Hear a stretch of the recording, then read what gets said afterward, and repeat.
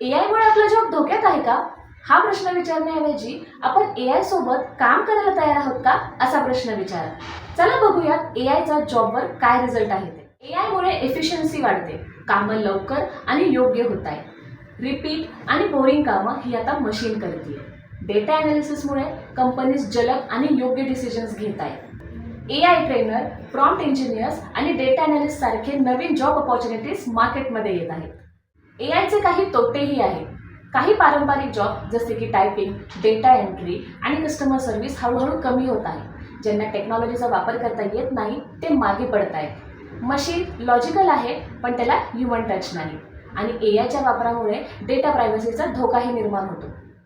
AI म्हणजे फक्त robot किंवा चॅटबोट नाही, ते एक सायलेंट रिव्होल्यूशन आहे जे आपलं काम, थिंकिंग आणि अर्निंग बदलत आहे.